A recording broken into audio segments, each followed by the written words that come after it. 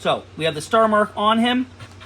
It can easily spin around, which generally speaking is not necessarily the right fit.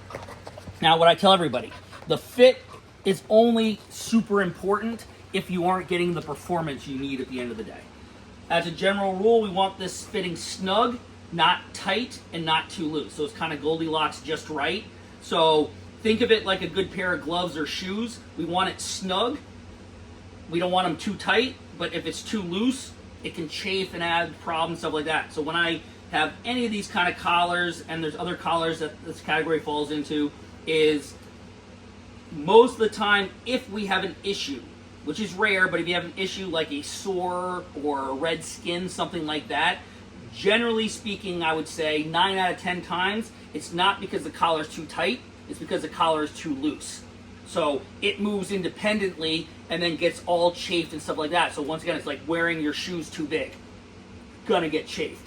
So fit is important when it comes to this. So Starmark wise, so kind of rule of thumb I go by is we want it up here behind the jawline, right behind the ears. Right now, this can slide. I know he's a furry dog. We'll do this again with other dogs. Is it can slide way down. So now it's sliding down.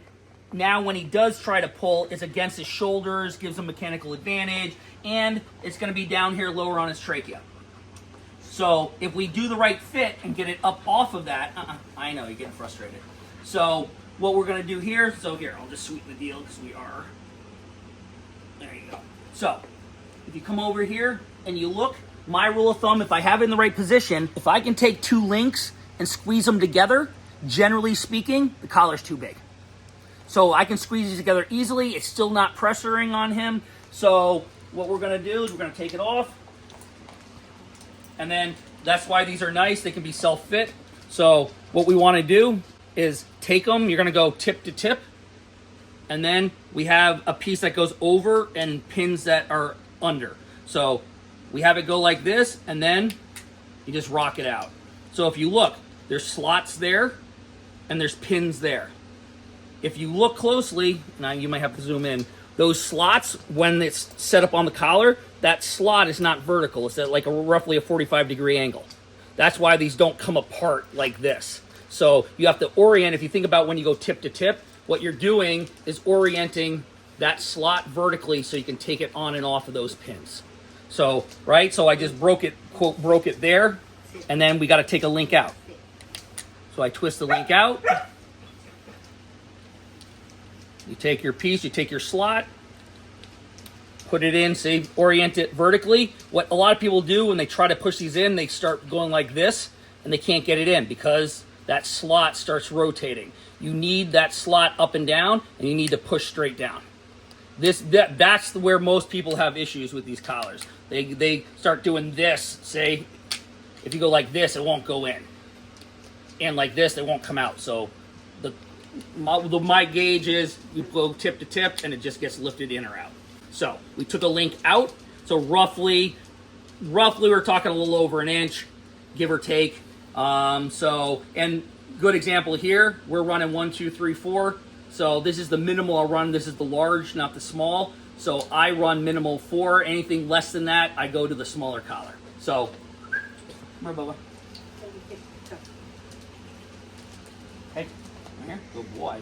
All right, collar. So I take it, I click it on.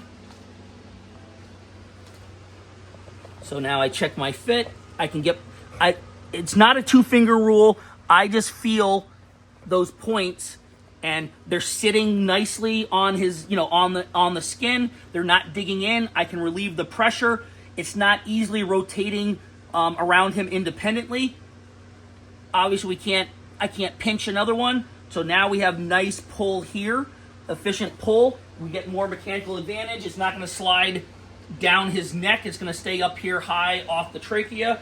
And now we have nice, better control with the dog. But the key here is as you get a better fit though, it's going to be a little harder putting on, meaning you need to index it on the dog's neck. So, here. So, if you try putting it on like this, it's going to seem like it's too small. So you need it oriented perpendicular to the dog's neckline. and you'll do your fit. So it's not how tight is it when you're getting it on, it's after it's on, do you have that nice, snug, but not too tight fit on the dog.